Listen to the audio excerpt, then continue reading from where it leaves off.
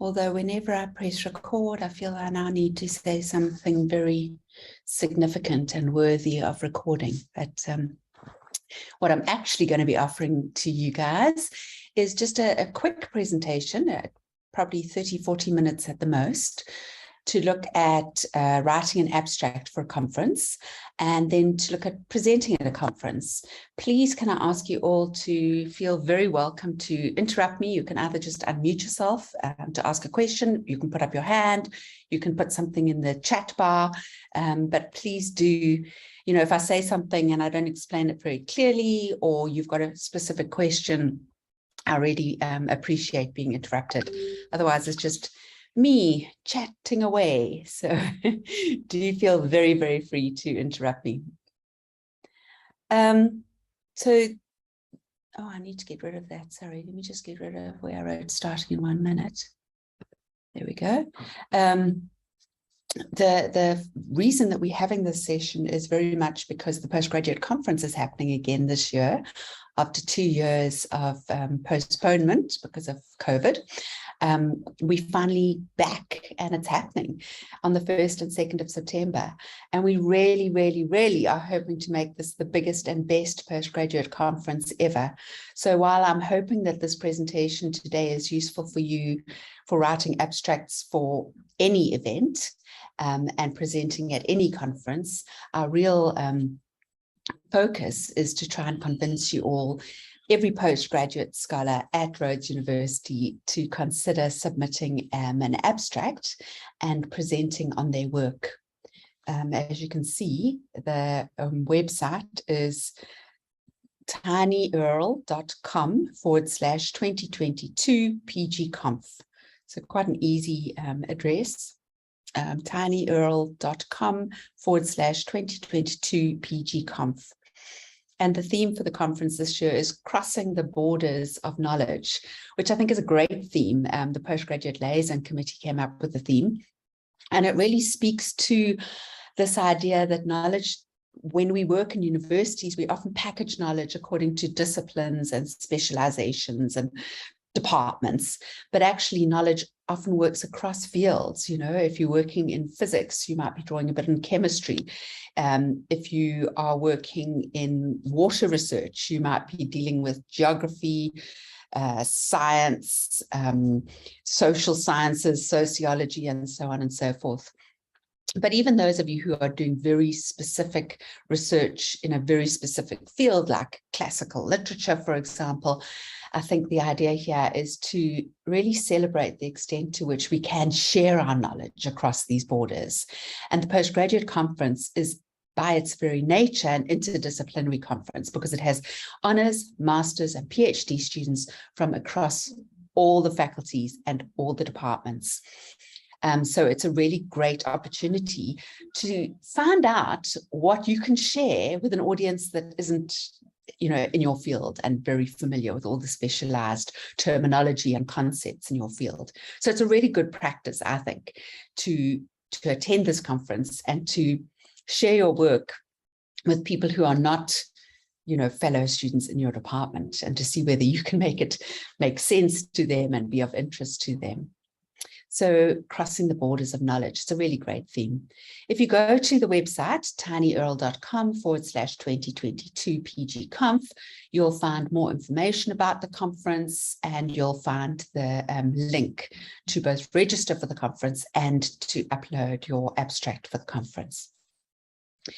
Not only is it a great opportunity for you to share your work and to get feedback from others, but it's also an opportunity just to socialize with other postgraduate scholars from across the faculties. Our Vice Chancellor always attends the conference, the DVC Research, the deans always pop in. And if you are presenting, you're of course welcome to invite your supervisor to come along to your session or to any part of the conference. So it's an opportunity to do that as well. But it's also an opportunity to build your CV, because being able to write about research is one thing, and we know it's a very difficult thing, but being able to talk about research is another skill completely. And I think it definitely builds a strong CV to show that you're not only working in the laboratory or in the field and sitting and writing up your knowledge, but you're also able to disseminate it. You're also able to present it to others. So that's my blurb for the postgraduate conference, and I'm really hoping that all of you are going to consider participating. It's a really fabulous opportunity, I think, to share your work. You don't need to have findings. Those of you who are at the tail end of your studies, maybe you've got some brilliant findings to share. That's fantastic. We look forward to that. But even if you're just starting out, even if you're just writing your proposal, you can share that. You can make a proposal for your study. You can make a convincing presentation on why your study should be done, or a convincing presentation on why the particular methods you're choosing are good methods and strong methods, and what are their benefits and what are their shortcomings. You could make a convincing presentation about the literature. These are the debates in the literature. This is why these debates are important. So you don't need to be at the tail end of your study to present. You can present from wherever you are. So the first thing you normally do when you want to go to an academic conference is that you submit an abstract. Now, obviously, I'm going to sort of be talking largely about the postgraduate conference at Rhodes University, 1st and 2nd September, but this is true for any academic conference. One of the really important things you have to do is check the website very, very carefully, because some conferences have particular requirements. For example, I'm busy completing an abstract for AERA at the moment, which is the American Education Research Association, the biggest conference I've ever been to in my life. I've been to it twice before. It has about 82. It has about 20,000 people attending, and they usually take over 4 or 5 hotels in some big American city. So it is absolutely enormous. And they have very strict rules about your abstract. So they'll say, like, an introduction, 3 sentences, methods, 4 sentences, data analysis, 3 sentences. But most conferences don't do that. Most conferences just say, write an abstract, and it should be maximum 300 words or maximum 200 words. Make sure you stick with the word count, because often the computer just cuts it off. So you might think you've typed in the whole thing, but if it was 300 words and they only allow 200 words, it might just automatically cut it off. Also, make sure you're very aware of the deadline. Because often these places have exact deadlines. The one I'm just describing, the American Education Research Association, they have the deadline of midnight Eastern Standard Time or whatever, and literally the computer shuts down and you can't upload an abstract. Now, abstracts are often known as tiny texts because they're nice, neat little texts. You have an abstract at the top of a journal article. You have an abstract sometimes at the start of a chapter, but then you also have abstracts of conferences, and they are slightly different things. An abstract at the start of a journal article kind of tells you the whole story of the journal article, what it did, how it did it, what the contribution is, why you should be interested. There's nothing hidden. It's not like the blurb on the back of a novel that tries to get you to buy the book. And sort of, you read the blurb and it's exciting, but it doesn't tell you who died or who was the murderer or whatever. An abstract and a journal article tells you the whole story. It doesn't hide anything. It really is like a summary. An abstract of a conference does the same thing. The problem is you're often writing the abstract, especially for international conferences. You sometimes write in the abstract more than a year before you'll actually do the conference presentation. And so it's quite a challenge because you're wanting to write about where you're going to be at in a year's time, but maybe you're still collecting the data. So you're having to write an abstract saying, in this paper, this is what I say, this is what I explain, these are the key findings. But you've got to balance things quite finely between, you can't be telling lies because then maybe that's not what comes up in your data, and you always need to be ready to be surprised by your data, but you also don't want to be only reporting on where you're at now. So it is quite a challenge, I think, to write an abstract for something that's more than a year in advance, but certainly in the case of this postgraduate conference, it's only a month in advance, month and a bit, so you should be able to do that relatively easy.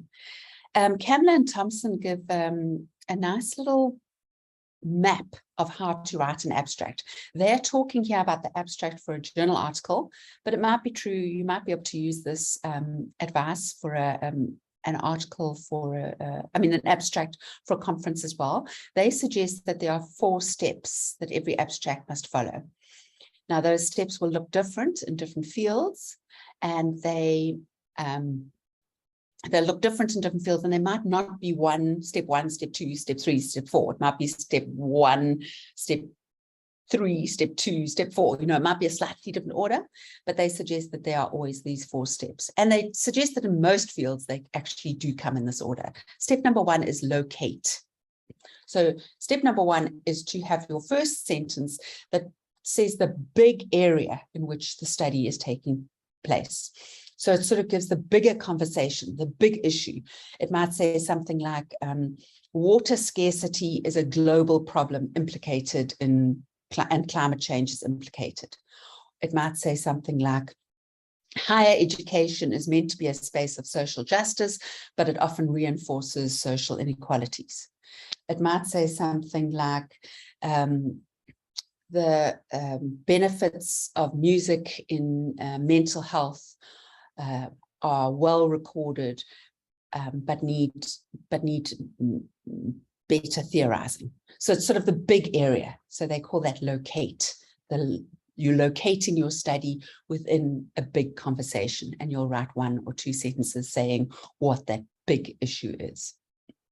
Then you focus down, which is what particular part of this big study. So the big study is about water scarcity, or the big conversation that you're joining is about water scarcity, or it's about social justice and higher education, or it's about the role of music in mental well-being. So that was what your big first sentence was. Your second sentence is, now what's your particular contribution? So that will be focusing on the specific aspect that you are studying. The third is like your methods. So that's where it's, in order to do this, I interviewed 7 people, 7 musicians from the KwaZulu-Natal region. Or in order to find this out, I took water samples from 3 rivers in the Eastern Cape. So what is your method? And what did you find? So what were your main, how did you do it, and what did you find? And then finally, what is the contribution? So you've told me, this is the big conversation, this is the specific thing I'm looking at, this is what I did and found, and this is why it's important. So that's what we call the argument. So that's to sort of say, that's your take-home message. That's what you want your audience at your conference presentation, or your readers of your abstract or your journal article to know at the end of it, to know and be convinced about. This is what I learned from this article or this presentation. So that's what we call the argument. So you might like to think about this particular framework. It might not work for you, but it's Kamler and Thompson's work. Kamler and Thompson do a lot of work on academic writing. And I found it quite useful just to sort of, I normally just draft what I want to say first of all, but then I sort of check, have I located it in a bigger conversation so that it'll be interesting to people that aren't just looking at my specific context? Have I focused it down? Have I said what I found? And have I made a contribution? It's that last one that's really important. Make an argument. Now, that word argument, actually, I'll come back to that, because that word argument's a tough one in academic writing and academic presentations. But let's just first make a couple of points, is that you need to think about your audience when you're writing your abstract. So think about what kind of conference it is. Is it a specialist conference with other physicists and you're doing a physics paper? Or is it multidisciplinary, like the postgraduate conference? It's multidisciplinary. You've got lots of very fancy terminology and concepts in your field that are familiar to people in your field, but which are completely foreign to people outside of the field. Now you are going to be presenting on your work to people from across different fields. You don't want to pack it full of complicated words. There might be a few complicated words and terms that you kind of have to use, but then maybe you have to explain them. You can't just take it for granted that people will understand. It's a multidisciplinary conference, so think carefully about what's possible to share and whether it's possible to simplify things and make things clearer for an audience that's not in your field. Remember, your abstract is really about inviting your audience, because when someone looks through the program, they'll look at your title, and maybe I should pause there and just reflect quickly on the issue of the title. So they'll look at the title and they'll read your abstract, and then they'll make a decision. Oh yes, I really want to go to that paper. So in a way, I don't know if it's the right term, but it's kind of like a sales pitch. It's saying, hey, this is really interesting. Come to my presentation. Now, your initial thing might be, I don't want too many people in my presentation, but you do, and I'll explain why you do in a moment. But you want your abstract to invite them in. So you don't want your abstract to be boring, dull, so complicated and confusing and full of jargon that I'm like, whoa, no idea. Now, some of you are working in very specialist fields, and I understand that you are unlikely to be able to write an abstract that is completely open to anyone. And that's probably okay. We always have a few papers at the postgraduate conference that will very much be for the people working in that area, and they're kind of talking to each other in their own language. And that's okay. But as far as possible, it would be great if you would take this opportunity to say, how can I share my work with the honors students from sociology and master's students from Institute of Water Research and PhD students from commerce, and what could I write in my abstract that would lure them in? But I said I was going to say something about the title. Oftentimes people actually don't read the full abstract. They have waited until they get to the conference and they're making the decision on the fly of who to choose, because you've got to choose between different venues that are all having presentations at the same time. And that is not good conference attendance. Good conference attendance, and it's something I really recommend to my students, when you're going to a conference, you spend all that money to get to the conference, you want to make the most of the learning you can get at the conference. You really should take the time to look through the program and read the abstracts beforehand, so that as far as possible, you can make informed decisions about which sessions to go to.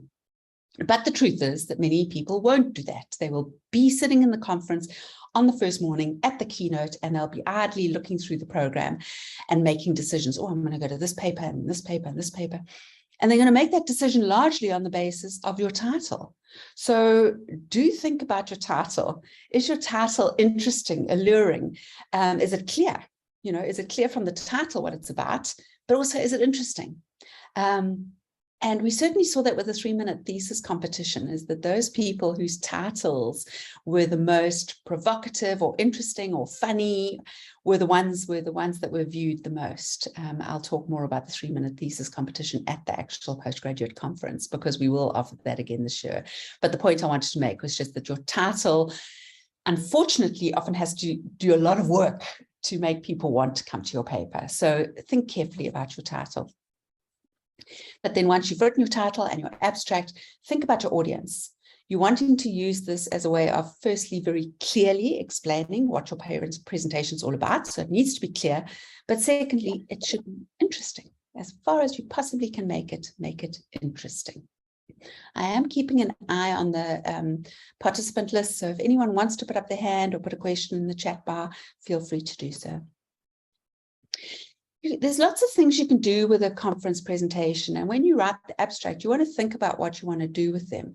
Before I get to these more formal reasons or things you want to achieve, I'll tell you what I did with my own PhD, is I used conference presentations as a way of setting internal deadlines, as a way of setting milestones for myself. So I would write an abstract about my methodology for conference in 6 months' time. I might write an abstract about my literature review. These are the big debates that are happening in the literature. These are why these debates are important. And I'd present that at a conference 3 months after that.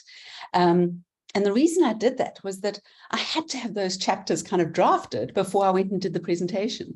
So when I drafted the abstract, it was still a little bit vague because I hadn't actually done all the work. I'd done enough of the work that I could write the abstract, because of course you've written a proposal. So you can kind of say, in this presentation, I'll be showing the importance of these different schools of thought in the literature and how they disagree with each other. Or in this presentation, I'll be making the case for using critical realism as a theoretical basis of social science research. So I'd know enough to be able to say that, but I hadn't done all the serious reading and writing. And having a conference made me write that chapter in time. And it meant that I presented it and got feedback from experts in the room, which helped me make the chapter even stronger.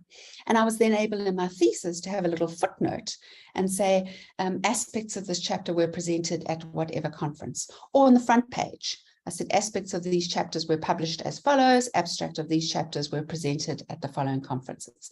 And again, I think that just is a way of telling your examiners, I have tested out these ideas, I've had feedback along the way from my supervisors, but also from others. So that's just another hint of what you might like to do with conferences. Yes. Yes, Sheila has just asked, can we notify the conference? Yes, the conference is on the 1st and 2nd of September. The call, we only put out the call on Monday this week. We have sent it out on top list and events list and so on. But please do go to the website. It's open and we are open for business, tinyearl.com. I'm just typing it into the PG. Let me get it right. Let me quickly go back to that first slide. I don't want to give you the wrong 2022 PG Conf. There we go. That should work. If any of you want to quickly test it now, you can tell me if I typed it in right. I don't know if you need the HTTPS on the front. So as I said, I've often used conference presentations as a way of forcing me to meet a deadline, to try out something.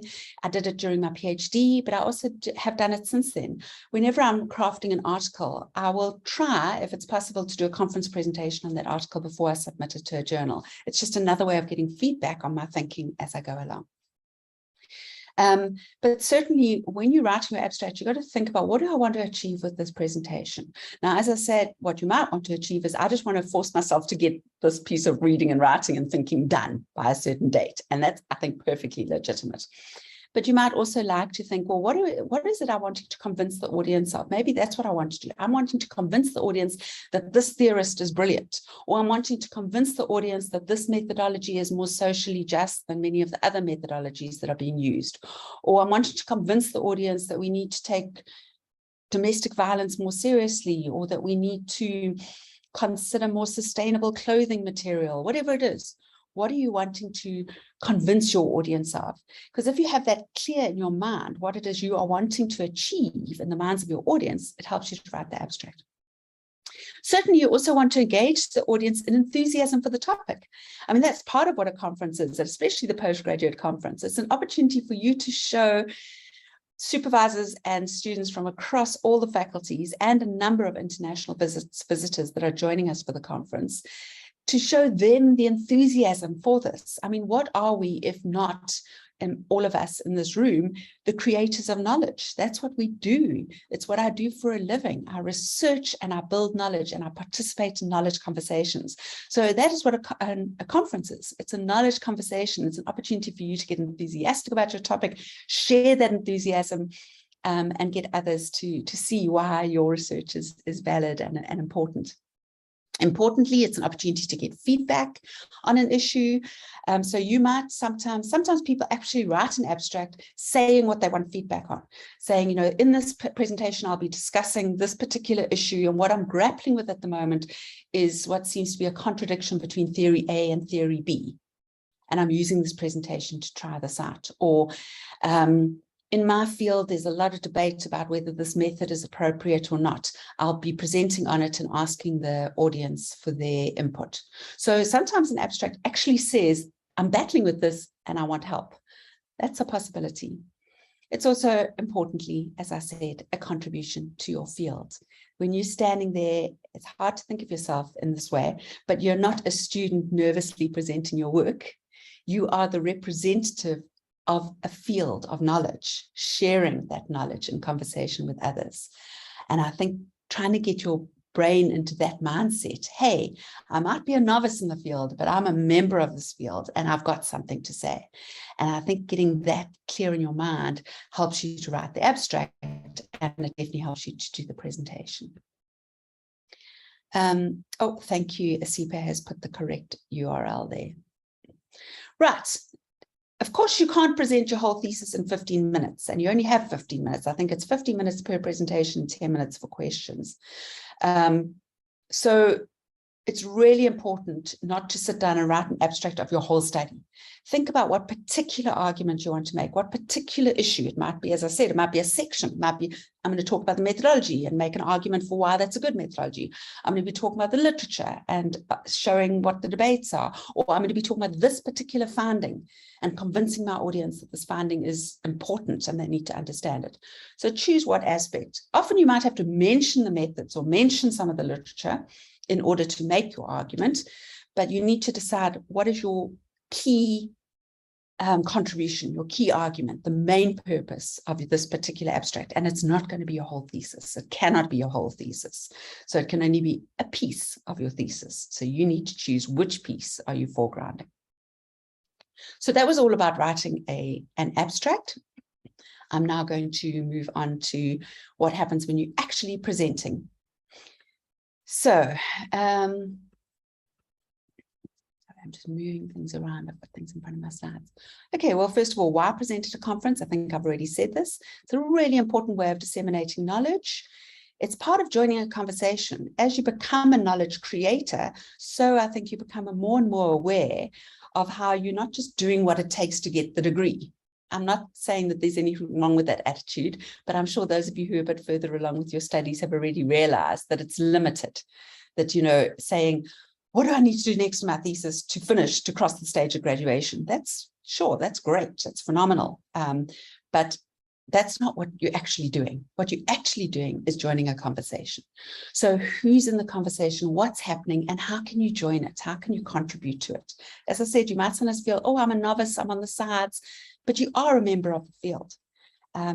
You know, that is what makes you a postgraduate scholar, is that you are now creating knowledge within a field. And so an important part of being a member of a knowledge field is participating in the conversation. It helps you to learn how to make an argument. So as I said earlier, this idea of argument is a complicated one because unfortunately there's a word argument in English, which means something very different from the word argument in academia. Argument in English means to fight, to disagree, to challenge, just to basically be confrontational. Argument in academia can be confrontational, but really what it means is to take a position. That's all argument means. It means that you're not just reporting, this person said this person said this person did this person did that. You're saying, listen, it's important that you understand this. By looking at what these people have said, it's possible to now have this understanding.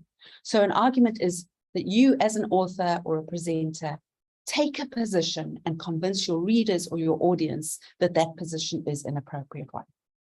You build that argument, you build that position, and you take your audience with you. And that's the meaning of argument in academic writing. And I think it's worth considering the fact that if you look up the word thesis, a thesis has got two meanings. It either means a dissertation for a graduate qualification, or it means an argument. So that word thesis actually means argument, to take a position on an issue. So when you're writing a thesis, that's what you're doing. You're taking a position on an issue, and you're trying to do it in a way that convinces your reader, in the case of a conference presentation, convinces your audience that that is a worthwhile position to take. So that's a good reason to present at a conference, because it helps you to learn how to craft a credible argument. So it's not a show and tell report of what you've done. I did this, I did that, I collected this data, I analyzed in this way, I used this machinery, I used this technology, and It's more, listen, readers, I need you to follow me on this. I'm really excited to convince you that this is important. So if you know, it's often, this is what I found. This is so significant. This is why it's important. Or this is what the literature says, or whatever it is. It's not just a report, it's an argument. So it must make a contribution. And don't freak out by this word contribution. Often people say, oh, you know, PhD, for example, has to have new knowledge. And that, quite frankly, is terrifying. I think it's terrifying. I think much better than thinking of new knowledge is contribution, because most knowledge, I mean, every now and again you get a Nobel Prize winner who breaks the field open with some eureka moment, but most knowledge is built brick by brick to build these huge understandings of the complexities of the world. And all you need is to add a brick or a little bit of cement even, you know, it doesn't need to blow the field open. But having said that, it can't just be a report of someone else's lovely construction. You need to add something. And that addition can just be that you've done the experiment with different quantities, or you've collected data in a different area, or you've used a different theory. Whatever it is, you are making a contribution. So academics make knowledge, make arguments. That's what we do. It's about taking a position, and all academic communication is actually about argument. That is all academic knowledge creation, all academic writing is about argument. It looks different in different fields, but that's what all of us do. We take a position and we convince our readership, our audience, that this is an important position to take. So what is your argument in your abstract for your presentation going to be? Let's see how we're going with time. Yeah, let me pause there for a minute and ask you, some of you, as many of you as possible, to be very, very brave and to try and put into the chat bar now, what do you think, in one sentence, what might your argument be? If you're not sure what your argument might be for your postgraduate conference presentation, maybe just try out a title. What might your title be? I'm going to be quiet for 3 minutes while I see how many people in the room are brave enough to have a go at typing into the chat bar one sentence. It might be your title. It might be, this is what I think my take-home message, the key contribution, the key argument is. I'll be quiet for a few minutes.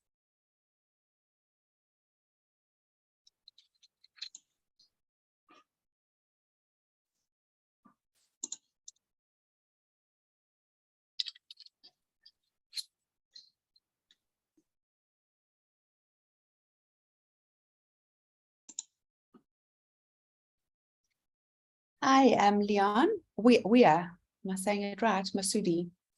Yes. Hello.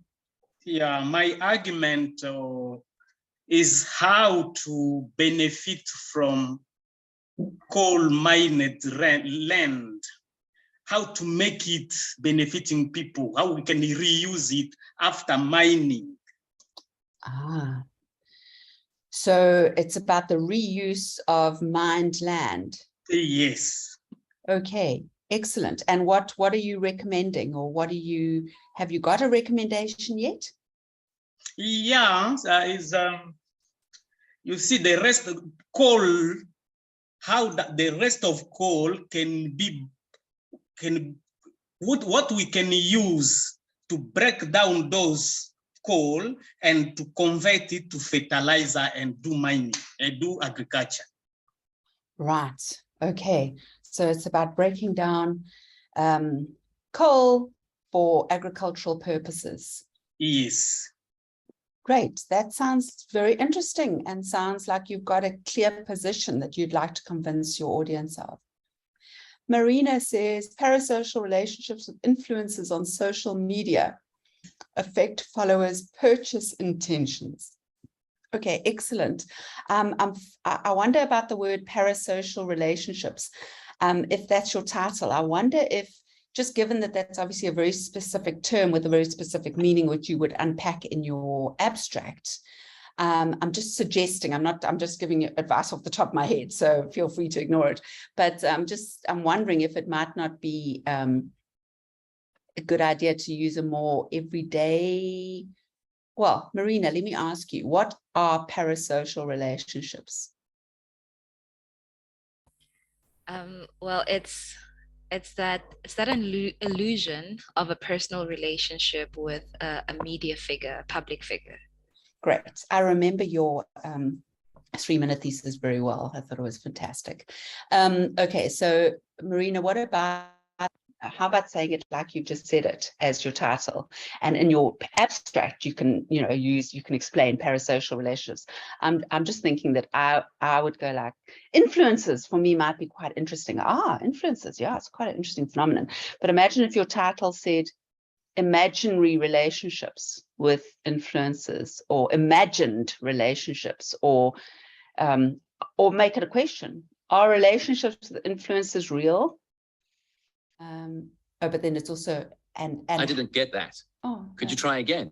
My computer's now just joining in the conversation. You can just ignore that. Yeah, that sounds really great. I think that's good. Deeper look, I'm looking at Yane now. Deeper look at how pedagogy in a third-year management accounting class helps students get access to the relevant knowledge or not. Okay, Yeah, and again, it depends whether you're using this as part of your abstract or your title. If it was your title, even that word pedagogy, which is so familiar to us in education, is not a very multidisciplinary, easy word to use. So I'd be inclined to make that more everyday. Does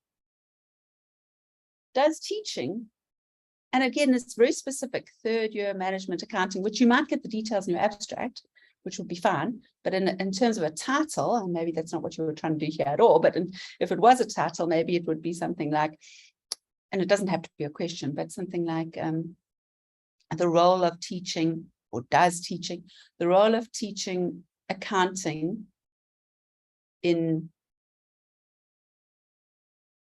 helping students to access knowledge or not. Yeah. Okay, Emma, we need to support social science postgraduates in quantitative statistics. Break down the barrier between sciences and social sciences. Okay, you've got a lot of arguments here. We should share our knowledge. You've got some really good stuff here, and I will definitely be attending that presentation. So your task there, Emma, would be to try and think. You might have to say all of that in your abstract, but how could you in one sentence say, okay, but this is my main argument? And that's often the big challenge with anything, with writing a chapter, with writing an article, with writing an abstract, is to think, okay, there might be lots of little arguments that I have to make to add up to this one argument. But what is the one argument in one sentence? Because I think good writing will generally have one sentence argument, and then it spends paragraphs unpacking all the kind of steps that you need to follow to get back again at the end to that one sentence. Lindelwa is Indigenous practitioner networks extend beyond human networks to spiritual entities and dimensions. Okay, so therefore conventional networking mechanisms are not enough. Good, nice, clear argument there. You can probably tighten the wording a little bit to make it less long, but it's very clearly an argument. Ritual disrupted, Kelsey has. A ritual disrupted, adding the anthropological angle to understanding how COVID-19 pandemic affected first-year students at a South African university. That's absolutely great. It's clear, it's got a nice punch. People often do that. You don't have to do that, but often have a sort of a double title where the first half and then a colon, and the first half is kind of more catchy and funny, or has a pun or a joke or something intriguing, and then the second half is the more clear explanation. The only thing I would suggest, Kelsey, is to shorten it. You know, you don't need to have all that detail in the title. You can have that detail in the abstract. So you could have ritual disrupted, the anthropological angle to understanding how COVID-19 pandemic affected students. The fact that they were first-year students at one South African university, you can explain within your abstract, and it might just make it more punchy if you didn't have those details. How can the physical space, I'm reading Daniel now, how can the physical space, the educational environment enable for more discussion and learning? Okay. Yeah. Okay. Hi, Daniel. Yes, absolutely. I think it can, again, clear argument. It could just be tightened, the wording, to make it more punchy. Culture of safety. Nice. I don't know if you've given us enough detail there, Fuenza, for it to be clear about what you mean by the culture of safety, but I do think that would be an interesting one. I wonder if you're talking about in the workplace but interesting. There's so much literature about culture of sort of trying to protect people in a way that becomes more risk aversion. Okay, I'm going to stop there just because I'm not going to be able to go through them all now, but I'm definitely going to go through them in a moment. I'll go through them at the end. So if anyone wants to hang around and listen to my random comments, I will come back to these titles after we finish the session. Right, it's not as big as a thesis. Remember, you're only going to talk for 15 minutes. 15 minutes is about 1,500 to 2,500 words, depending on how quickly you speak.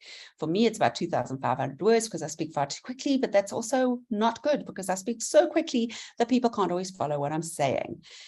One of the things that I know about public speaking is that your voice gets higher pitched and you speak faster if you're nervous. So that's a physical reaction to nervousness, is that you're more inclined to stutter over words, you're more inclined to go quickly, and your voice goes higher. So just being aware of that can help you, because then it reminds you, I'm doing a public talk now, so I need to slow down. I need to speak slower, because speaking slower communicates my point much better than when I speak so fast, no one can follow what I'm saying. So it tells you, slow down and lower your voice.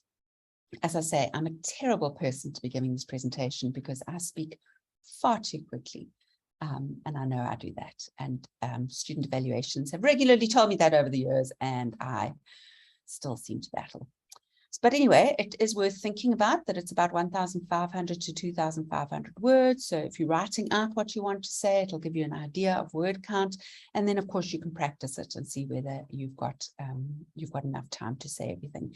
You want to keep it simple. You've got one argument to make, and you need to give the audience as much information as they need to be convinced of that one argument. You don't need to tell them about everything you've read and thought and written about in your whole thesis. You don't need to show them how clever you are. You just need to convince them of this particular argument, and you need to tell them whatever they need to know to be convinced of that argument. Anything else is superfluous. It might be important for your thesis, but it's not important for this presentation. You're only trying to make one contribution. Right, smile. It's a weird thing, but if you are nervous, your audience can get nervous as well. Now, maybe that doesn't help you much to know that, but there have been a number of studies that show a nervous, an audience wants to relax and learn stuff. The audience is not out to get you. They wanting to learn from you. So I think it's worth thinking about the fact that your audience is there because they want to be there. It's hard, but a confident and enthusiastic presenter is always going to be a more convincing presenter. Your role is to try and convince your audience of the particular argument, the particular contribution. If you're confident and enthusiastic, you've won, because people can listen more. They get caught up in your enthusiasm. If you're nervous, they're like so busy worrying about your nervousness because your audience worries about you, and they'll be worried, oh shame, she's so nervous. So if you can be confident and enthusiastic, then you really have won the day. There's two things I can say to you in this regard. One is fake it till you make it. If you walk out there and just pretend, say, you know what, I'm absolutely terrified right now, but I'm going to leave that at the door, and I'm going to walk in there and I'm going to strut my stuff. I'm going to be confident. I've got something worth saying. And make sure the voice in your head, even if you have to go down the whole sort of new age way of having some mantras, because if their voice in your head is saying, oh my goodness, it's quite a big audience, and oh my goodness, they're looking bored, and oh my goodness, you've forgotten what you have to say next, you need to really almost have a text to tell yourself, oh my goodness, you're doing well. This is fantastic. You know this stuff. Look, these people are enjoying this. You need to have an internal cheerleader.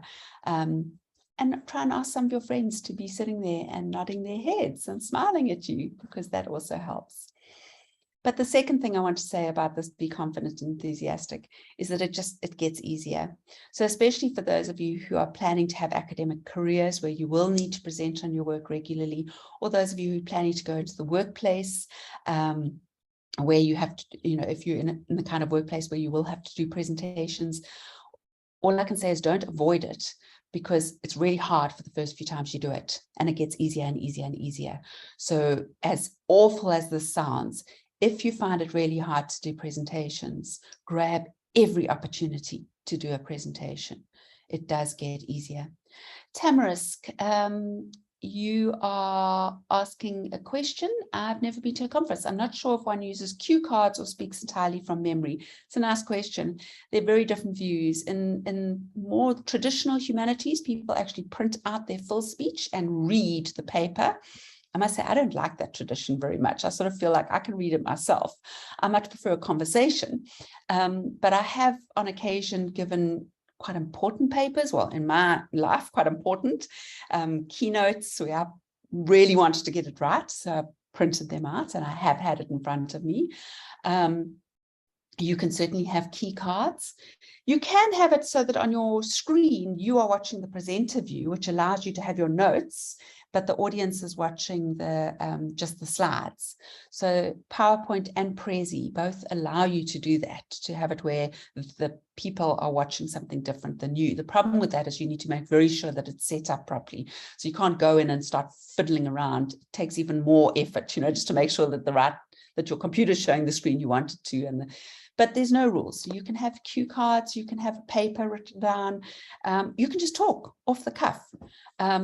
I must say that for me, as an audience member, the presentations I like best are the ones where people are just talking. They might have a few points on their slide and they talk to the bullets, but they're just talking. But then in order not to go off track and to stick to the time and to make sure you cover everything, it might look like you're very off the cuff and just chatting, but you've actually practiced it. You've practiced it a number of times. You've checked that you cover everything. If you're going to have cue cards, it might just be like 5 bullets to remind yourself, but I'm inclined to use my PowerPoint as a kind of key cards. So, I've got my points up there.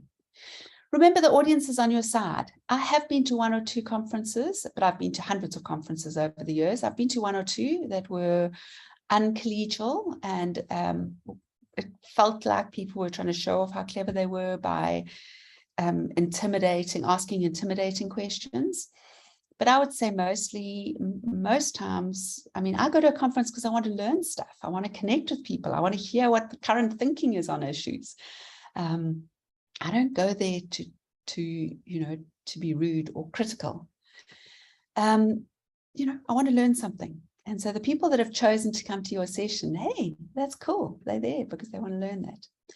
Now, this is a harsh comment, and some of you might not take it very well, but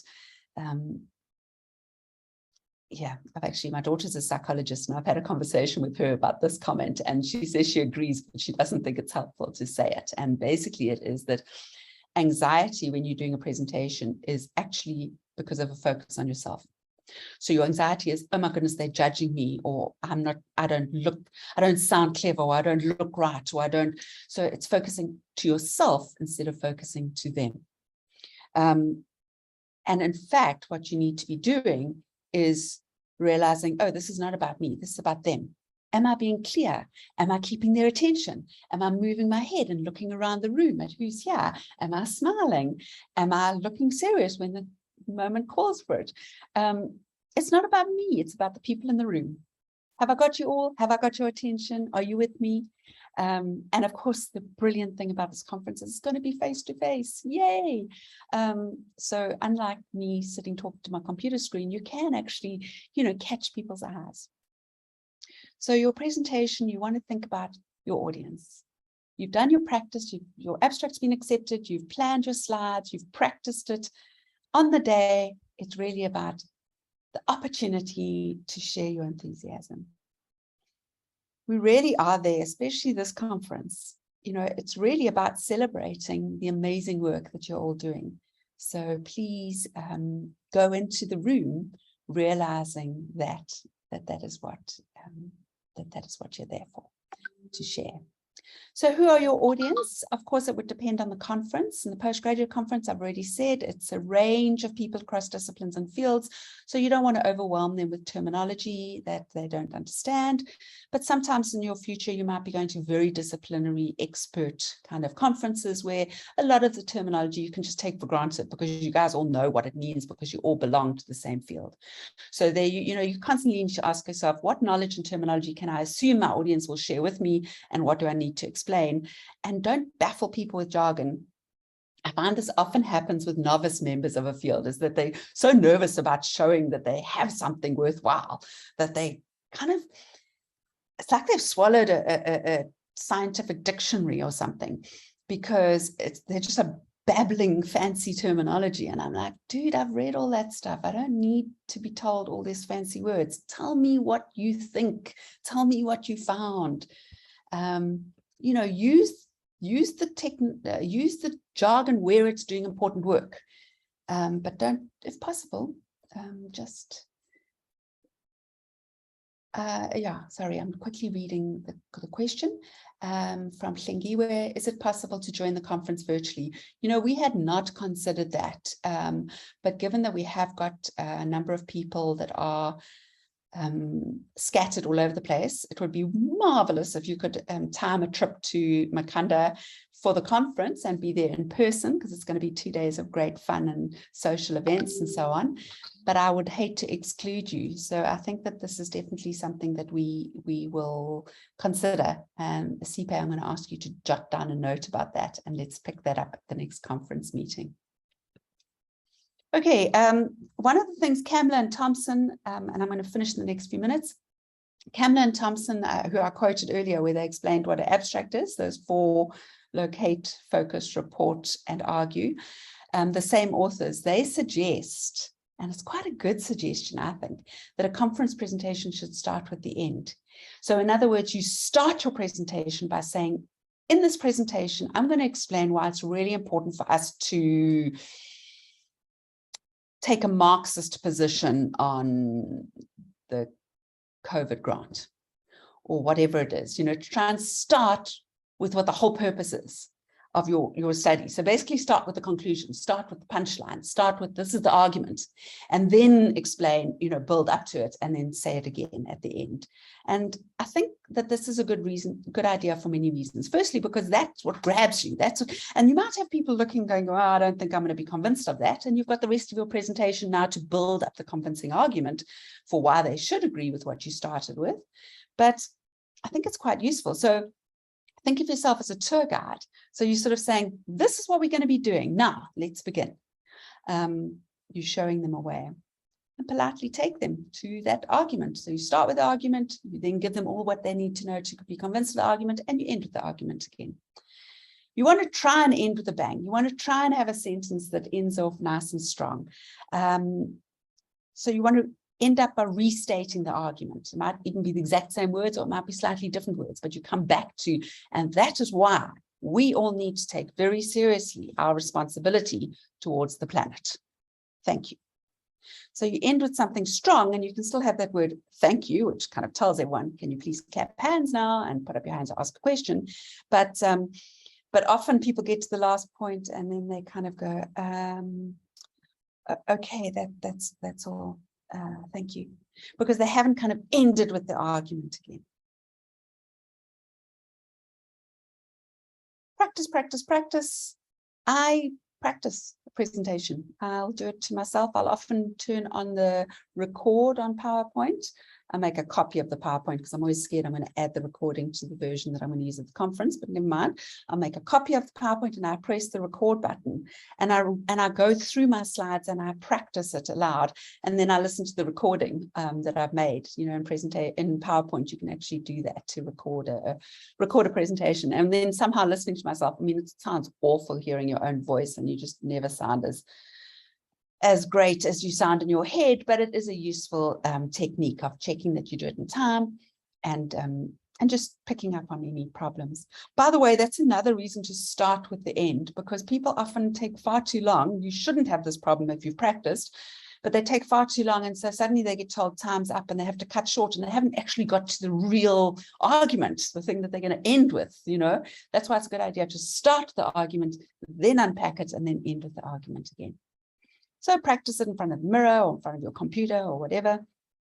If you've got someone who's willing to sit through it, your mom, your dad, your partner, your friend, I mean, we recently went off, a whole bunch of us went to a conference in the UK, and we all practiced our presentations with each other beforehand. We had a sort of little practice run so that we could all go. And the other nice thing was then I'd heard many of my students' presentations, and I didn't have to go to those at the actual conference if they were on at the same time.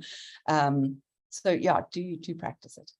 Slow down. Yo, that one's written for me, right? But also for you guys. Slow down, especially if you're nervous. If you're nervous, you're going to talk higher pitch and you're going to talk faster. Yeah, fake it till you make it. That sounds like really bad advice, but I think it's really good advice, because if you're confident, then you've got your audience in the palm of your hand. And you know what? Things be prepared for nightmares. Halfway through we have load shedding, and so you no longer have your slides. Something happens and now suddenly you got 5 minutes less than what you were meant to. If you're confident and go, oh my goodness, guys, well, there's load shedding. You're just going to have to look at me now and just keep going. It is endearing to people, because they will probably be feeling a bit anxious and like, oh my goodness, it's load shedding. Now what's going to happen? She doesn't have her slides anymore. But if you can kind of go, oh, well, let's just carry on, it can help. Okay, if you are going to have a PowerPoint slide, I don't think you should have a table of contents slide at all. If you're going to have a table of contents slide, just go through it quickly, because I find people put up the table of contents and they'll say, in this presentation, I am first going to explain my study context and the study took place, and so then I'll move on to explain my method. And then firstly, it's boring. And secondly, you spend so much time going through your table of contents, you're halfway through your presentation before you actually get going. So I don't use a table of contents, but that's up to you. An important point, if you want your audience to read the text that's written on the slide, you've got a choice. You either read the actual words aloud, perhaps you want to put data quotes up, read them aloud to the audience, or you need to be silent for enough time for them to read it. You can't put up a slide and then say, oh, and as you can see in this data quote, the person was really angry about it. Well, I can't see because you're talking. I can either listen to you or I can read the words on your screen. I can't do both.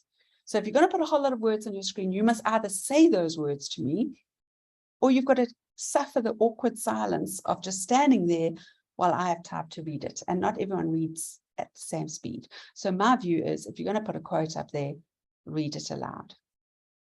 And I know some people say the opposite. They say it's boring if you just read everything that's on the screen, but then you've got to be quiet while people can read it. If you're going to use it, make sure you load it before the session.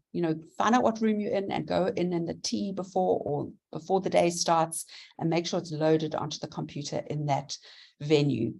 There's nothing worse than, okay, next speaker, and you've got 15 minutes to present, and now they're coming up and putting in their memory stick and trying to open it, and then it won't open, and then you've used up 5 minutes, and then they, not only does it mean that you don't have time to present, but it's actually considered rude at academic conferences for people to be messing around with finding their presentations while their time is on. It's also a good idea to actually, if you do load it onto the machine during the lunch break or tea break or whatever, is not just to load it onto the desktop, but to quickly run through it. Because sometimes this doesn't happen as often anymore. In the earlier days of data projectors, it used to happen a lot more. The computer you're using doesn't talk to the data projector in some way. The pictures look different, or the fonts look odd, or graphics go missing, or stuff happens. And if you've loaded it in the morning and you've run through it, if you've got any errors, you've got time to quickly sort them out. And less is more on a PowerPoint slide. This particular PowerPoint slide I've used today is pretty damn boring, but it was just quick and easy and did the job. I've done PowerPoint slides which are just pictures, and I just keep changing. So it's just a beautiful picture which related to, obviously it must relate to what I'm saying at the time. So I think that helps, because then the audience isn't just staring at me all the time, but it was also more interesting. I got lots of good comments about that, by the way, instead of just having bullets, bullets, bullets. Nothing wrong with bullets, bullets, bullets, if it's going to help you keep on task and so on. Yeah, it can be a distraction. Don't have too much animation, because it is really annoying. Make sure the font is clear and large. I always think minimum 18-point font. If you can't fit it in, some people say 16-point, but maybe I'm old, I wear glasses. I think 18-point is the smallest font you should have on a slide. If it has to be smaller than that, you should split it over 2 slides. Flashy fonts are hard to read, and often the laptop where you're presenting from won't have that font loaded, and so it changes it to some other font. So I would suggest keeping the font nice and clear, and don't type in capitals. It's really hard to read. So try not to use a lot of capitals. You don't want too much text. Think of using graphics instead of text. Think of the audience, who the audience is, and what vibe you want to go to. I quite like thinking of a theme for a presentation. I'll have a theme that's all like nature, photos. Others might be cartoon strips. And I'll keep the graphics kind of coherent across my slides. So think about what picture will suit the message that you're trying to give. You know, are you going to be using photographs? Are you going to be using cartoons? Are you going to be using little emblems? Whatever you're going to use, think of a style and maybe use it throughout your whole PowerPoint. Stick to your time limit. A lot of people waste too much time telling the context, and they take 10 minutes on the context and they've only got 5 minutes to share what they found. Practice. If possible, don't talk to the floor out the window. I know that can feel much safer if you're feeling nervous, but try to make eye contact. And just to go back to that question about notes, cue cards, if you are reading notes, make the font much bigger than normal. I would suggest 14 font to read your notes from, and number your pages. I can't tell you how often it happens that people don't, they go, oh, my pages are in the wrong order, you know, and they get themselves, or if you just, such a simple thing, but if you are going to read, make sure your pages are numbered. And practice it often enough that you are able to read and look up and finish the sentence and talk to your audience, and then look back down to read the next thing, and you're not having to read like this the whole time, but just staring at the paper. Question and answer time. Don't be defensive. You are not being examined. This is your presentation. It's your time. And if people ask you questions that feel a bit confrontational, you can totally just smile and just say, thank you for that question. I'll need to think about that. Or I'm not quite sure about that. Would you mind chatting to me about it a bit more afterwards? You don't need to agree with people, but you also don't need to feel defensive. I mean, if they've totally got the wrong end of the stick and they ask you a question, say, why didn't you include students? You know, oh no, I did include students, but today's presentation I only focused on the teachers, for example. So if there's something that's obviously wrong in what they've said, you can quickly just correct them, but you don't need to, you're there to get feedback. So be grateful for whatever feedback you can get. It's a good idea to have a friend in your audience. As I said, they can smile and nod and make you feel confident, but they can also act as a scribe, because in the question and answer session can be, you're not going to remember afterwards. You might think, oh, I wish I'd remembered what that person asked this question, because I think I need to read more about that or whatever. So it's a good idea to ask someone to take notes, but also take the feedback from whence it comes. Most audience members only have limited knowledge on your particular topic, especially in a multidisciplinary conference like the postgraduate conference. So it's good to listen and learn, to take all feedback as useful feedback. But if it's coming from a space of ignorance that they don't understand the field, you can say, oh, thank you for that question, and then totally ignore it. It's okay. You don't have to make changes just because some audience member thought that you need to go and do this, that, or the next thing. Try to relax. You're here to share, your audience is here to learn. So let's think about us as a community and share in a calm and friendly manner. And importantly, network. The conference will have time at lunches, and on the Friday evening, we'll have a social event. It's a good opportunity to meet people, to collaborate, to connect. To be honest, one of the main things I go to conferences for now is to find external examiners for my students. I want to find out, I'm reading the cutting edge research that my students are researching on, but there's something special about meeting someone. So if there's someone working on an area that I know I've got a PhD student working on, at tea time, I'll go across to chat to them.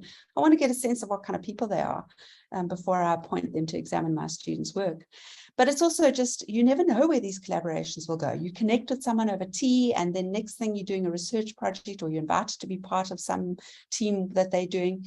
At the postgraduate conference this year, we're also going to have some international guests. We're having people from Turkey, Kenya, the Netherlands, the USA, the UK, and from quite a few universities in South Africa. It is a closed conference. It's not open to everyone because it's fully funded. These people, we've got project funds to bring. And Rhodes University students are funded through our UCDG grant. So unfortunately, it's not open to anybody. It's for Rhodes University supervisors and students. But by virtue of those projects, we will have international guests from all over the place. And that is a real opportunity just to speak to people, to find out about other educational systems, to find about opportunities for scholarships or for postdocs, or, you know, and just to hear about different research that's happening in different parts of the world. I think that is it. I hope that you all have great fun and that you thoroughly enjoy yourself, and that every single one of you will put in an abstract. Asipe, what is the date? Or let me actually, I will come back to these questions. I know that a few of you have given me your topics, and I will quickly have some comments on them. But those of you who want to go, it's 4:05. You're welcome to do so. But I'm also just going to quickly open the conference website. Let me share that.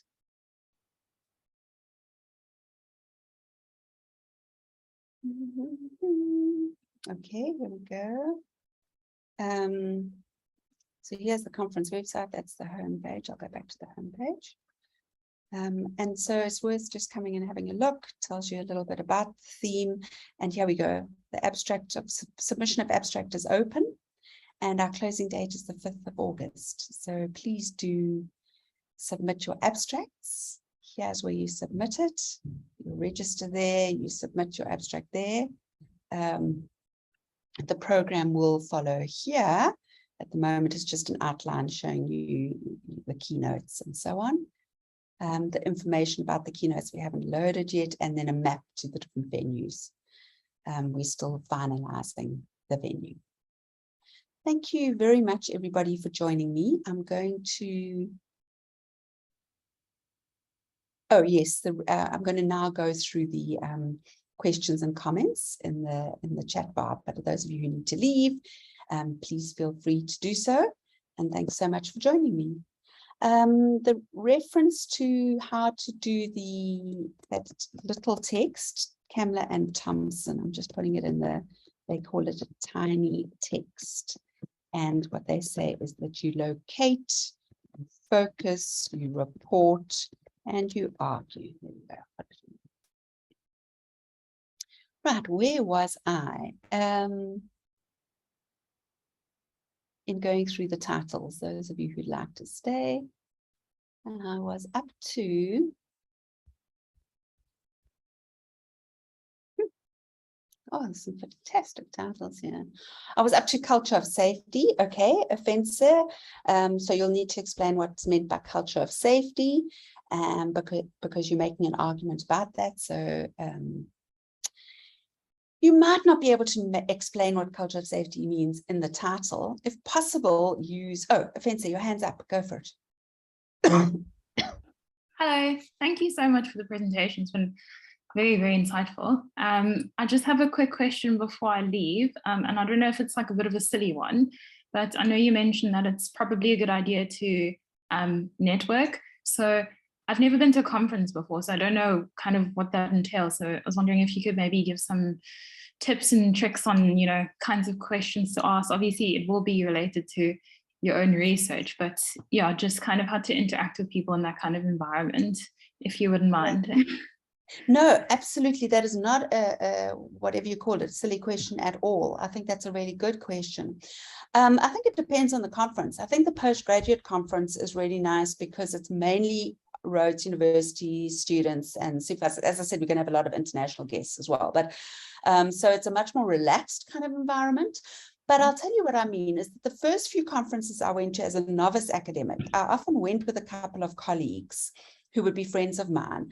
And I think because I was a bit nervous, the moment it was tea break or lunch break, I would just go and sit with them. And I would only talk to them for basically the whole conference. So I might go to some interesting papers, but I would never have had the courage, and I wish that I had had the courage to go up to someone, whether they were the keynote speaker or ordinary paper, and say, oh, I really enjoyed your presentation. You know, I think we're using the same theory. I wonder if you can tell me more about such and such, or literally just to say, hey, I enjoyed you. I was in your paper just now. I really enjoyed it. Cool. I mean, it can literally be as simple as that.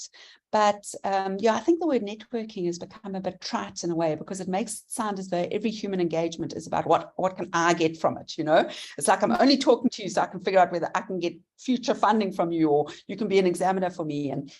And I don't think it's that. I think it's good to think of it more as you are a member of a field. We are knowledge creators together. So the formal conversations that happen through our papers is one thing, but the informal conversations that happen over tea or lunch or a drink in the evening is another, and it's also valuable.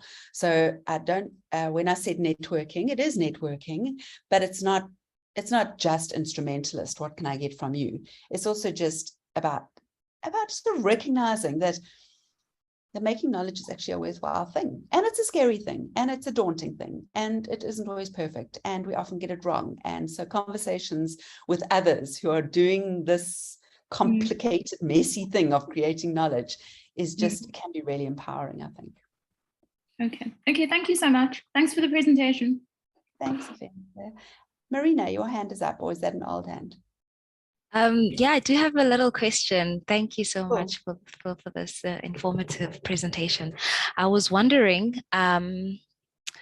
if one presents like a proposal. So if I decide to present my proposal, how would the abstract look like? Would I then, because I mean, I have no contribution yet, I have no findings, but do I have to allude to the methodology, even though perhaps I decide to only focus on the context of the study for the presentation? Do I mention it in the abstract if it's not going to be part of my presentation?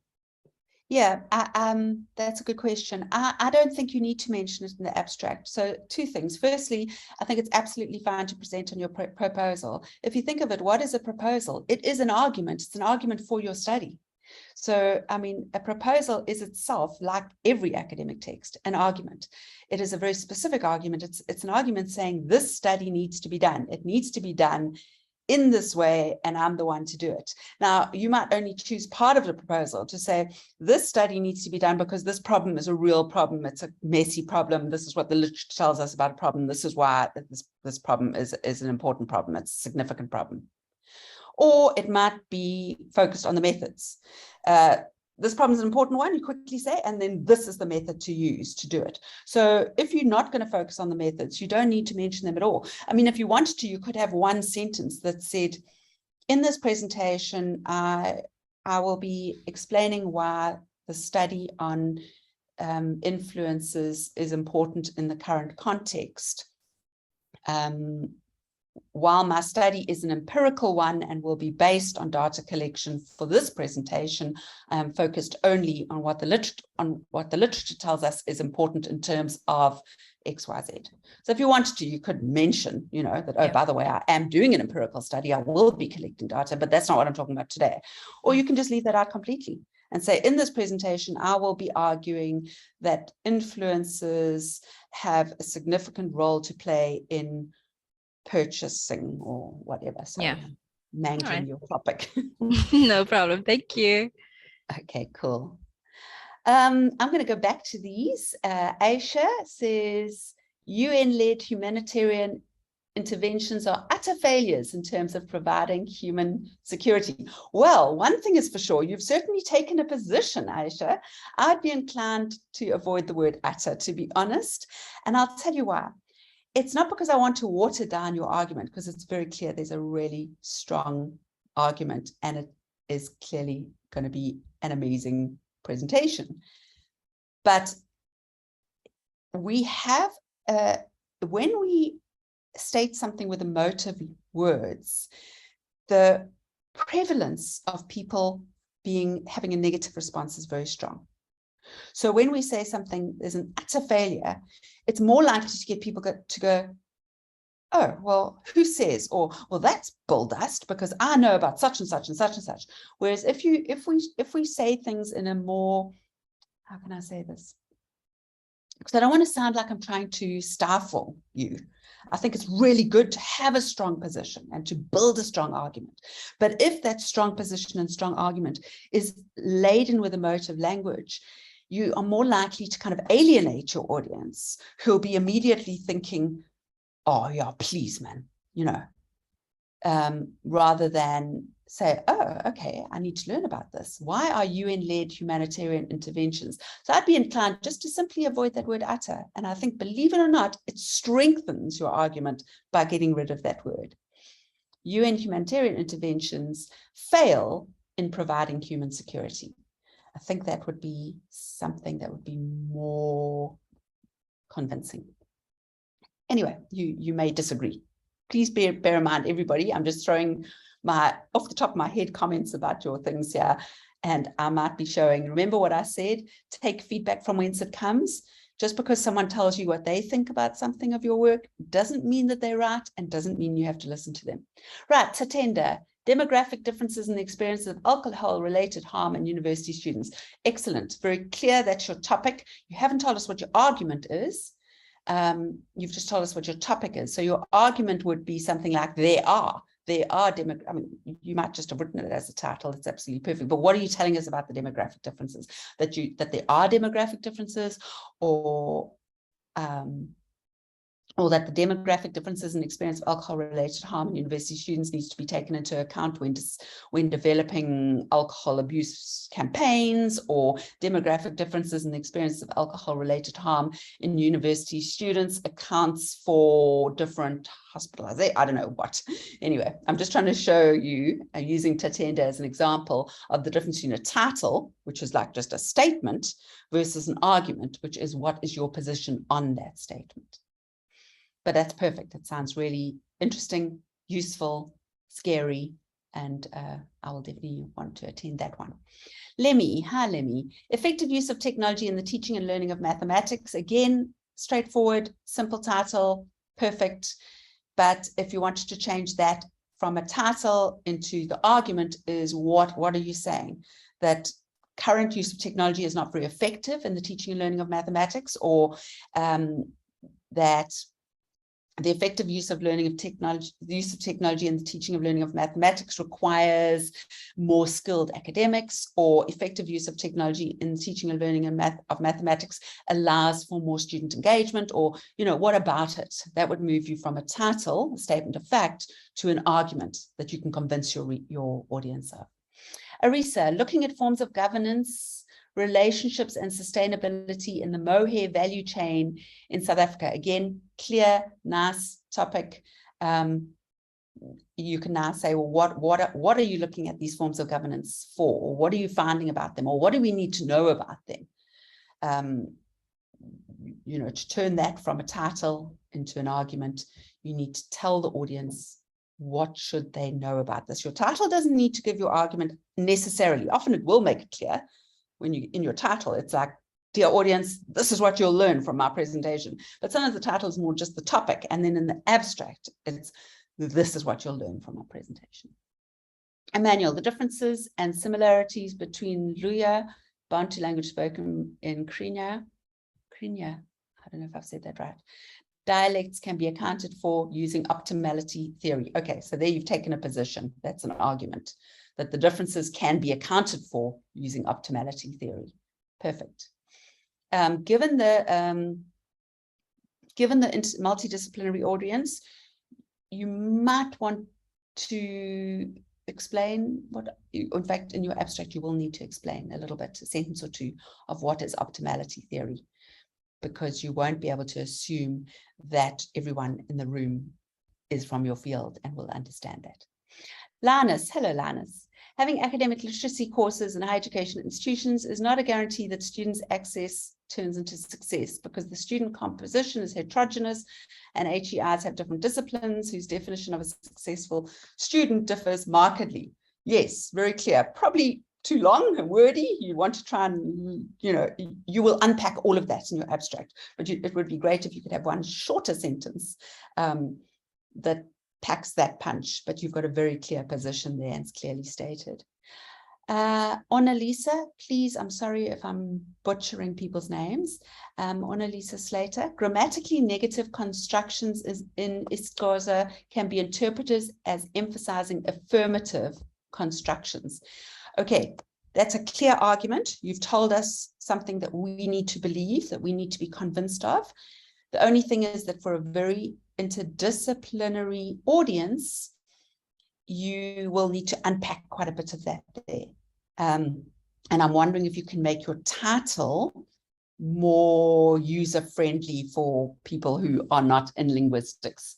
So, and maybe you can do that with a, remember I spoke earlier about how sometimes you have a front part and then a colon in the second part. So you might say something like, when yes means no, or when no means yes, or although that might be problematic, just given that the issue of yes and no is often used around sexual assault.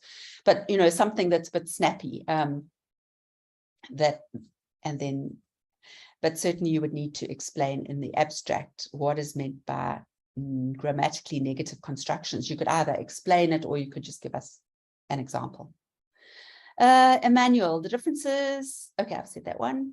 Michael, biosphere reserves at a landscape level conservation approach can make positive contributions to free roaming large carnivores.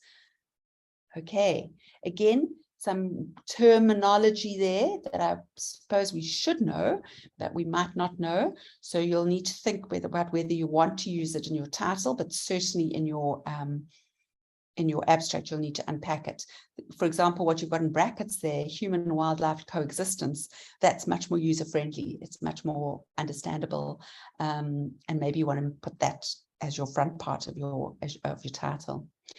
Julia, hi Julia, so nice to see you here, although I seem to think you had to leave, but anyway, I will continue. Archontic aporias. Argument aims to engage cultural memory alongside archival memory to look at gaps and schisms. Okay, so she's got quite a lot of terminology there, which is absolutely fine because you are specialists making specialist knowledge, but in the abstract, you're wanting to make it accessible to a wide readership. You might need to unpack some of those terms. Hadley, oh, hello, Hadley. So nice to see Hadley here. Kant and the capacity to doubt. How to understand the skeptic better than they understand themselves. Wow, that is absolutely excellent title. I think it is clear. I think it is enticing.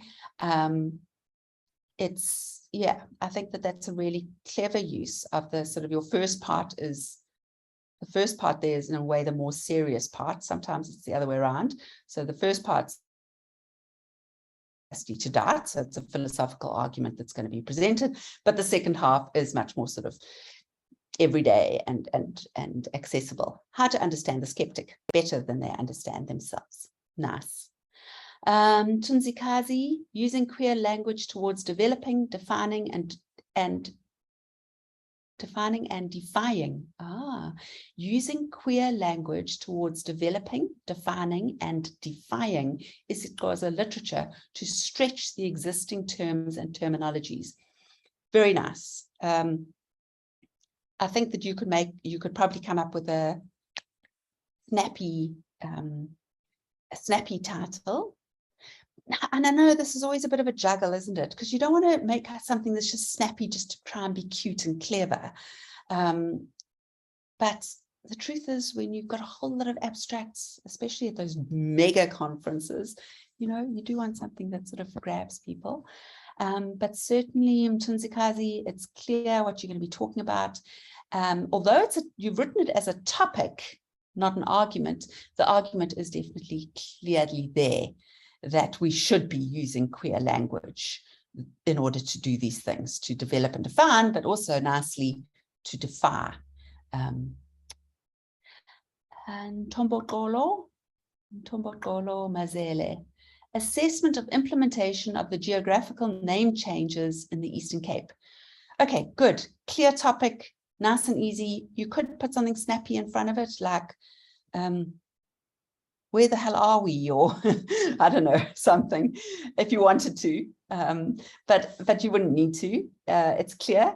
It's a topic. It's not an argument, which is fine. It's a title. So in your abstract, you would need to build an argument. Is that what is it? Are you arguing that we need an assessment? So in other words, this is the proposal that you're making the argument.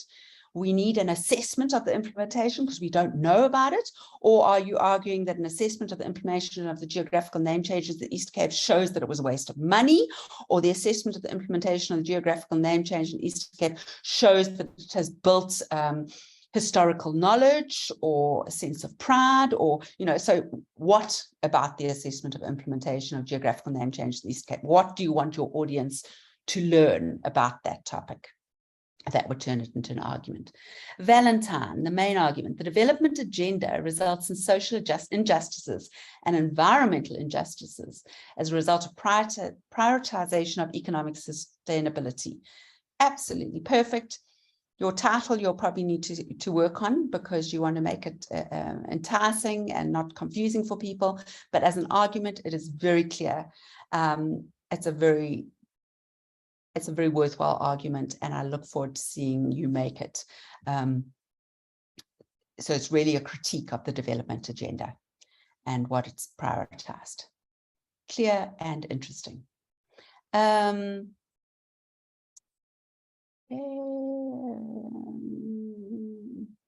Okay, I'm down to Thembelihle. Thembelihle, assessing the diversity and distribution of teleost. I'm sorry, I don't know what that is. Of the Utagela Marine Protected Area. Is Thembelihle still here? Yes, Thembelihle, can you just tell me what that is? Teleost. Oh, no. I feel like I should know what that is. Okay, so this again, it's a nice clear topic if it weren't for the fact that I don't understand the word teleost, which I guess is an indication that you'll need to think about whether you use it in the title, because you want, even just from the title, you want the audience to be attracted and interested. By the way, please have a look. CPGS have put a link there to an evaluation. And that's it. Oh, then a lot of people saying thank you. Oh, that's very kind. Okay, and Lumka, I'm going down to Lumka, exploring factors that affect business process management adoption in South African state-owned enterprises. Again, nice, clear topic. What is your argument about it? So what do you want your audience to know about the factors? Are you making an argument? Is it a proposal that we need to explore the factors that affect business process management? Or are you able to tell us something about the factors? What is your argument?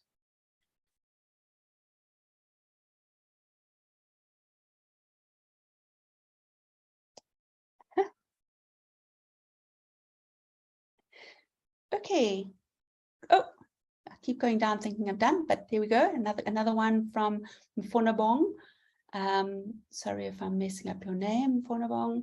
On violent democracy and the ideal peace. A reflection. Nice. It's clear what the topic is, and it's also telling you what kind of paper this is. It's not an empirical paper, it's a reflection. So even just by using the word a reflection, I know what the abstract's going to be. It's not an empirical one, or it might be an empirical, it might be a reflection on the literature or a reflection on a couple of case studies. I argue that the very nature of democracy today implies a dialectic between violence and the ideal of peace. Again, very nicely stated. It's a clear argument that democracy always is a dialectic between violence and the ideal of peace. So somehow this dialectic is actually built into democracy. Nice and clear. Michaela, assessment of non-free space conditions on wave propagation. Okay, so here, Michaela, you've got a really interesting one. Because as you say, it's not very user-friendly, but it's difficult to word differently, but my abstract would explain everything. So I think that's okay, but you just need to bear in mind then that your audience is probably mainly going to be people who already understand your field. As I said, unfortunately, many people don't read the full abstract and make a decision on which paper to go to on the basis of that. They often just look at the title. And based on that title, they might go like, whoa, I don't understand this. And I'm wondering, you say here your argument is soil berm shielding is a viable and low-cost method for radio frequency interference shielding. I'm wondering if you can't work on that as your title more. Although even there, I'm not sure what soil berm shielding is. The bottom line is that some of you are working in fields that are so specialist in terms of knowledge that it really is extremely difficult to write for a broad audience. We will be having a workshop by the editors of The Conversation, which is an online academic newspaper later this year. I would recommend you attend it, but they really are in the business of trying to help people working, especially in the natural sciences, which is so reliant on this complex disciplinary terminology, and trying to help them to articulate their work for a broader audience, because that's so important for us to do in an era where there's sort of a anti-science sort of, what do they call it? Sort of post-truth era.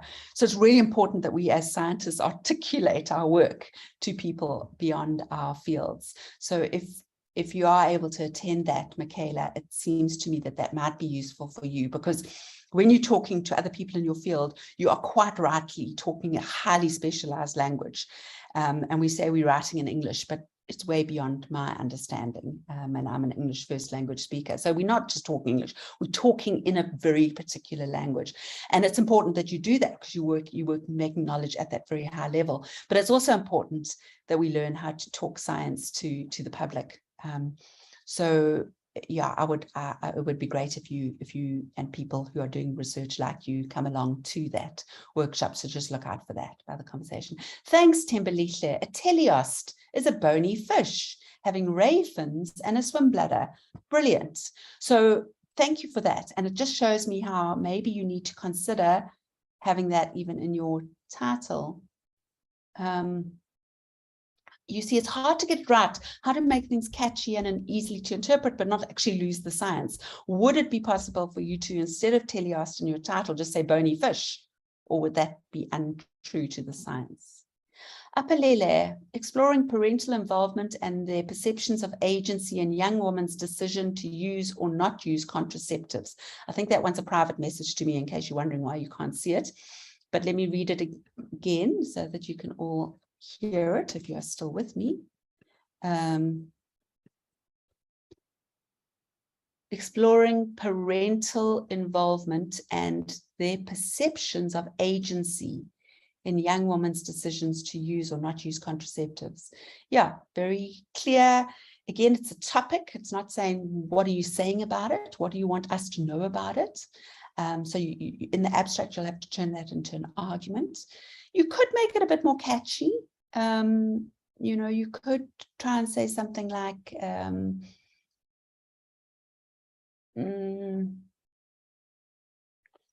it's hard, because how do you make something catchy but not just, be as I say, untrue to the science, or sort of just too jokesy? But I was sort of thinking of something like, should parents be involved in their children's sex lives, or something? I don't know. You can think it through. It does the job. It's clear. It's a topic. It's not yet your argument, but it's possible, I think, to make a more catchy title that isn't just silly. We don't want to be catchy just for the sake of it. And I think sometimes I err a little bit on that, because I always want to grab people. Alvin says, even the South-South relationships have answers to sustainable development. Okay, that word even is interesting, because I think you're comparing it to, say, North-South relationships or North-North relationships. So maybe a little bit more detail, looking to South-South relationships, or a little bit of explanation of why you're saying even. But you can do that in the abstract. Is it true that people are mostly looking to the global North for helping us to understand sustainable development, and we're looking to relationships between global North and global South, and we're not talking to each other? I think that's a very, very relevant issue. And Sarah, genetic characterization of Moringa oleifera from coastal Kenya. That's clear, it's a topic, so it's not yet telling us what's the argument. Are you arguing that it's a particular kind of plant that's only found in a particular area, or what is it? What about the genetic characterization? And then you could, if you wanted to, come up with a title that was perhaps a little bit more catchy. Genes in the moringa, or because moringa is like a wonder food, isn't it? So I'm wondering if you can't play on some of that. Anyway, something for you to think about. Thank you guys for staying so very long while I went through those topics. I'm very excited. It seems to me like there's just this wealth of intellect in the room right now.